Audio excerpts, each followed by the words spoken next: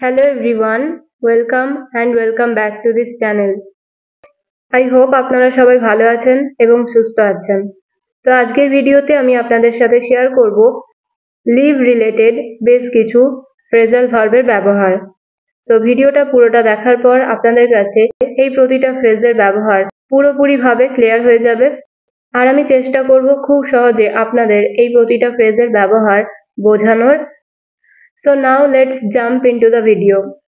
প্রথম ফ্রেজাল ভার্বটা হলো leave up. Leave up এই ফ্রেজটার বাংলা অর্থ হচ্ছে মজা করা বা আনন্দ করা। আমরা যেভাবে আনন্দ করা অর্থে ইংলিশে এনজয় ওয়ার্ডটা ব্যবহার করি, ঠিক সেভাবে আমরা এনজয়ের পরিবর্তে এই লিভ আপ এই ফ্রেজটার ব্যবহার করতে পারি। সো প্রথমেই আমি বলে দিই যে এই ফ্রেজাল ভার্বগুলোতে লিভ হচ্ছে মেন ভার্ব। তো সেই কারণে লিভের ফর্ম কিন্তু টেন্স অ্যাকর্ডিং চেঞ্জ হতে পারে। মানে আমরা কোন টেন্সে সেন্টেন্সগুলো বলবো সেই অনুযায়ী লিভের ফর্ম চেঞ্জ হবে।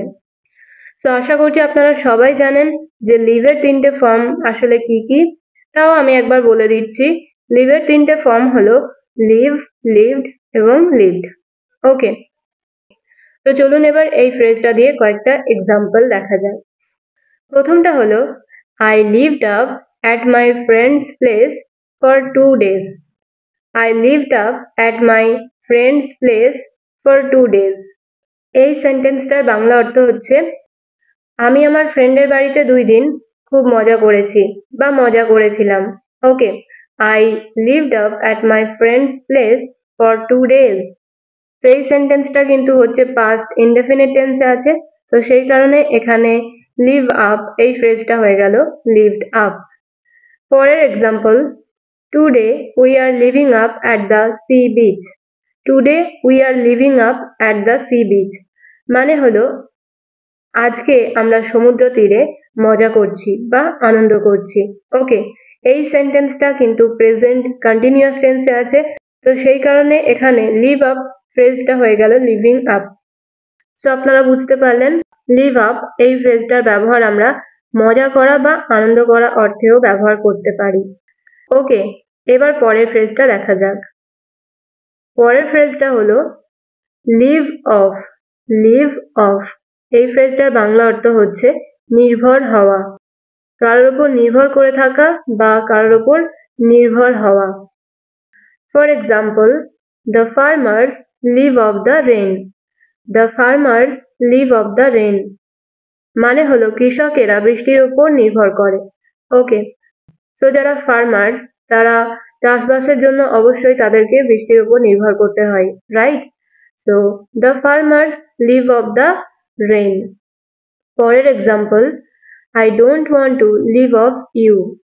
I don't want to live off you মানে আমি তোমার উপর নির্ভর করতে চাই না বা আমি তোমার উপর নির্ভর হতে চাই না।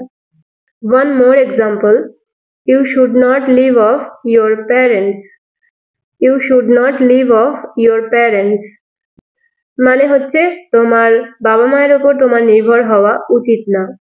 ওকে, তো আপনারা বুঝতে পারলেন লিভ অফ ফ্রেজটা আমরা কিরকম সেন্টেন্সে ব্যবহার করব, রাইট? তো লিভ অফ মিনস হচ্ছে নির্ভর হওয়া। পরের ফ্রেজটা হলো লিভ ফর। লিভ ফর এই ফ্রেজটার বাংলা অর্থ হচ্ছে কোনো কিছুর জন্য অনেকটা সময় ধরে অপেক্ষা করা। For instance, I was living for meet you. I was living for meet you মানে আমি অনেক সময় ধরে তোমার সাথে দেখা করার জন্য অপেক্ষা করছিলাম। ওকে, পরের example, he is living for me. He is living for me সে অনেক সময় ধরে আমার জন্য অপেক্ষা করছে। তো এই সেন্টেন্সটা যেহেতু প্রেজেন্ট কন্টিনিউয়াস টেন্সে আছে, তো সেই কারণে এখানে লিভ ফর এই ফ্রেজটা হয়ে গেল living for. Okay, one more example, I was living for this day. I was living for this day মানে আমি অনেক সময় ধরে এই দিনটার জন্যই অপেক্ষা করছিলাম।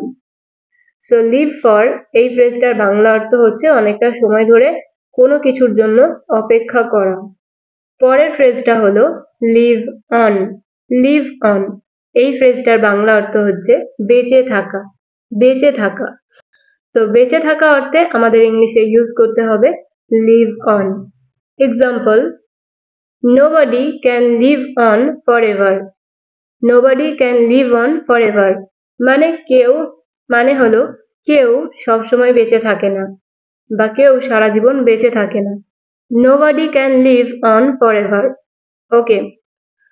Next, my grandfather is 99 years old but still living on. My grandfather is 99 years old but still living on. এই সেন্টেন্সটার বাংলা অর্থ হচ্ছে আমার দাদুর বয়স 99 ইয়ার্স বাট এখনো বেঁচে আছে। তো লিভ অন ফ্রেজটা আমরা ব্যবহার করতে পারি বেঁচে থাকা অর্থে। পরের ফ্রেজটা হলো লিভ উইথ। লিভ উইথ এই ফ্রেজটির বাংলা অর্থ হচ্ছে স্বীকার করা, কোনো কিছু স্বীকার করা বা মেনে নেওয়া।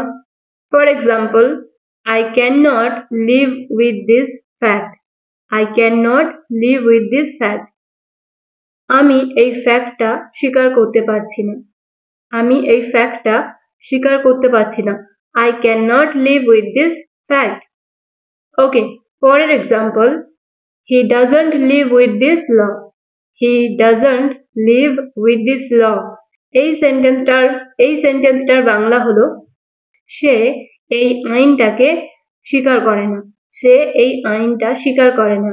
He doesn't live with this law. পরের ফ্রেজটা হলো live alone. Live alone means একা থাকা। একা থাকা, একা থাকা অর্থে এই ফ্রেজটার ব্যবহার হয়ে থাকে। Example, I want to live alone. I want to live alone মানে আমি একা থাকতে চাই। ওকে, next, you don't need to live alone. You don't need to live alone মানে তোমার একা থাকার প্রয়োজন নেই। You don't need to live alone. One more example, I have been living alone last 2 years. I have been living alone last 2 years মানে আমি গত 2 বছর একাই থাকছি। ওকে, সো একা থাকা অর্থে আমরা ইংলিশে এই ফ্রেজটার ব্যবহার করব।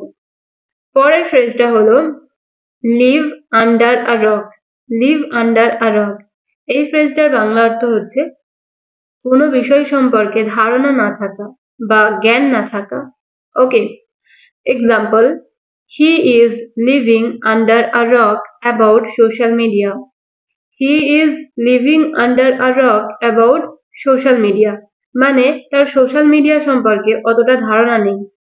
তার সোশ্যাল মিডিয়া সম্পর্কে অতটা ধারণা নেই বা অতটা নলেজ নেই। পরের এক্সাম্পল, আমরা যদি কাউকে বলি যে তোমার এই বিষয়ে ধারণা নেই, তখন আমরা সাধারণত বলে থাকি you don't have idea about this, right? But আমরা যদি একটু অ্যাডভান্স লেভেলে বলতে চাই তাহলে আমরা বলবো you are living under a rock about it. You are living under a rock about it. এই সেন্টেন্সটার মানেও কিন্তু তোমার এই বিষয়ে কোনো ধারণা নেই। আরো একটা ইংলিশে ফ্রেজ আছে লিভ দিয়ে, সেটা হলো live in relationship. Live in relationship আপনারা হয়তো অনেকেই শুনে থাকবেন। সো লিভ ইন রিলেশনশিপ মানে হচ্ছে বিয়ের আগেই কারোর সাথে থাকা। Okay, for example, many people don't support live-in relationship in our country. তো ফ্রেন্ডস, অলরেডি আমি আপনাদের লিভ রিলেটেড 10 ধরনের ফ্রেজাল ভার্বের ব্যবহার দেখালাম। আশা করছি প্রতিটা ফ্রেজের ব্যবহার আপনারা খুব ভালোভাবে বুঝেছেন। আর ভিডিওটা যদি এখনো পর্যন্ত আপনারা লাইক না করে থাকেন তাহলে অবশ্যই একটা লাইক করে দেবেন। So yeah, that's it for today's video. Thank you so much for watching. Stay happy and keep learning.